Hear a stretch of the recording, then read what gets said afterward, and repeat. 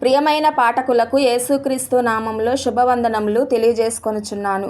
ప్రియులారా, క్రైస్తవులమైన మనము ప్రతిదినము ఒక అధ్యాయము దేవుని వాక్యము చదువుట మన జీవితములకు, మన కుటుంబములకు ఎంతో దీవెనకరము, ఆశీర్వాదకరము. కావున ఈరోజు మనము మత్తయి సువార్త 9వ అధ్యాయము చదువుకుందాము. తరువాత ఆయన దోణి ఎక్కి సముద్రము దాటి తన పట్టణంలో ప్రవేశింపగా, ఇదిగో జనులు పక్షవాయువుతో మంచము పట్టి ఉన్న ఒకని ఆయన యొద్దకు తీసుకొని వచ్చిరి. యేసు వారి విశ్వాసము చూచి, కుమారుడా, ధైర్యముగా ఉండుము, నీ పాపములు క్షమింపబడి ఉన్నవని పక్షవాయువు గల వానితో చెప్పెను.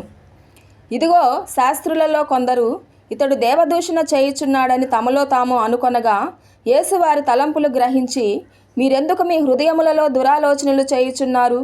నీ పాపములు క్షమింపబడి ఉన్నవని చెప్పుట సులభమా, లేచి నడువమని చెప్పుట సులభమా? అయినను పాపములు క్షమించుటకు భూమి మీద మనుష్య కుమారునికి అధికారము కలదని మీరు తెలుసుకొనవలెను అని చెప్పి, ఆయన పక్షవాయువు గలవాని చూచి, నీవు లేచి నీ మంచమెత్తుకొని నీ ఇంటికి పొమ్మని చెప్పగా, వాడు లేచి తన ఇంటికి వెళ్ళెను. జనులు అది చూచి భయపడి మనుషులకిట్టి అధికారం ఇచ్చిన దేవుని మహిమ పరచిరి. యేసు అక్కడ నుండి వెళ్ళుచు సుంకపు మెట్టునొద్ద కూర్చుండి ఉన్న మత్తయి అను ఒక మనుషుని చూచి, నన్ను వెంబడించమని అతనితో చెప్పగా, అతడు లేచి ఆయనను వెంబడించెను. ఇంటిలో భోజనమునకు యేసు కూర్చుండి ఉండగా, ఇదిగో సుంకరులను పాపులను అనేకులు వచ్చి ఆయన యొద్దను ఆయన శిష్యుల యొద్దను కూర్చుండిరి. పరిసయ్యులు అది చూచి, మీ బోధకుడు సుంకరులతోనూ పాపులతోనూ కలిసి ఎందుకు భోజనము చేయుచున్నాడని ఆయన శిష్యులను అడిగిరి. ఆయన ఆ మాట విని, రోగులకే గాని ఆరోగ్యము గలవారికి వైద్యుడక్కరలేదు గదా, అయితే నేను పాపులను పిలువవచ్చితిని గాని నీతిమంతులను పిలువ రాలేదు గనుక కనికరమునే కోరుచున్నాను గాని బలిని కోరను అను వాక్యభావమేమిటో మీరు వెళ్ళి నేర్చుకొనుడని చెప్పెను. అప్పుడు యోహాను శిష్యులు ఆయన యొద్దకు వచ్చి, పరిసయ్యులను ఆయనను తరచుగా ఉపవాసము చేయుచున్నాము గాని నీ శిష్యులు ఉపవాసము చేయరు, దీనికి హేతువేమని ఆయనను అడుగగా, యేసు, పెండ్లి కుమారుడు తమతో కూడా నుండు కాలమున పెండ్లి ఇంటి వారు దుఃఖపడగలరా? పెండ్లి కుమారుడు వారి యొద్ద నుండి కొనిపోబడు దినములు వచ్చును, అప్పుడు వారు ఉపవాసము చేతురు. ఎవడునూ పాత బట్టకు కొత్త బట్ట మాసిక వేయడు, వేసిన ఎడల ఆ మాసిక బట్టను వెలితిపరచును, చినుగు మరి ఎక్కువగును. మరియు పాత తిత్తులలో కొత్త ద్రాక్ష రసము పోయరు, పోసిన ఎడల తిత్తులు పగిలి ద్రాక్షారసము కారిపోవును, తిత్తులు పాడగును. అయితే క్రొత్త ద్రాక్షారసమును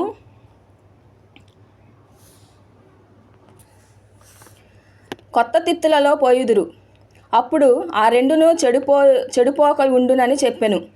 ఆయన ఈ మాటలు వారితో చెప్పుచుండగా, ఇదిగో ఒక అధికారి వచ్చి ఆయనకు మ్రొక్కి, నా కుమార్తె ఇప్పుడే చనిపోయినది, అయినను నీవు వచ్చి నీ చెయ్యి ఆమె మీద ఉంచుము, ఆమె బ్రతుకుననెను.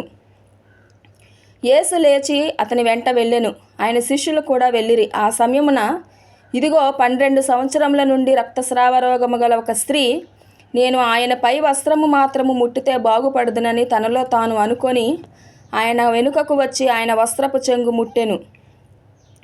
యేసు వెనుకకు తిరిగి ఆమెను చూచి, కుమారి, ధైర్యముగా ఉండుము, నీ విశ్వాసము నిన్ను బాగుపరచునని చెప్పగా, ఆ గడియ నుండి ఆ స్త్రీ బాగుపడెను.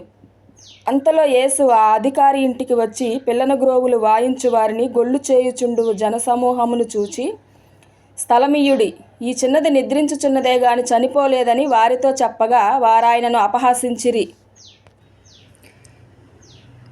జనసమూహమును పంపివేసి ఆయన లోపలికి వెళ్ళి ఆమె చెయ్యి పట్టుకొనగానే ఆ చిన్నది లేచెను. ఈ సమాచారము ఆ దేశమంతటను వ్యాపించెను. యేసు అక్కడి నుండి వెళ్ళుచుండగా 2 గ్రుడ్డివారు ఆయన వెంట వచ్చి, దావీదు కుమారుడా, మమ్మను కనికరించుమని కేకలు వేసిరి.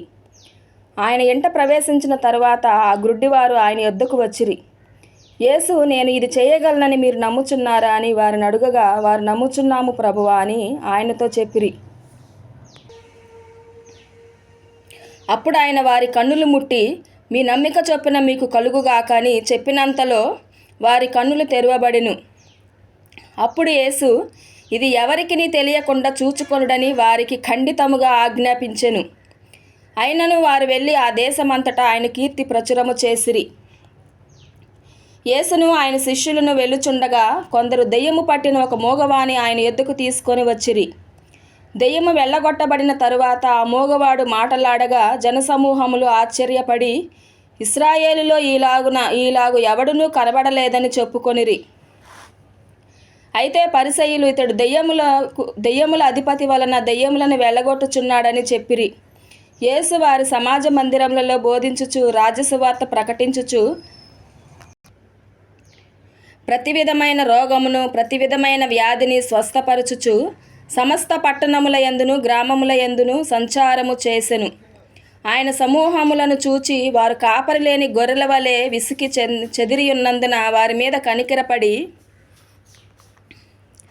కోత విస్తారమే గాని పనివారు కొద్దిగా ఉన్నారు గనుక తన కోతకు పనివారిని పంపుమని కోత యజమానుని వేడుకొనుడని తన శిష్యులతో చెప్పెను. దేవుడి వాక్యమును దీవించునుగాక. ఆమేన్. ప్రియమైన పాఠకులందరూ, ఈ వాక్యము మీకు నచ్చినట్లయితే ఈ ఛానల్ని సబ్స్క్రైబ్ చేసుకొని లైక్ చేయమని మనవి చేసుకొనుచున్నాను. ఆమేన్.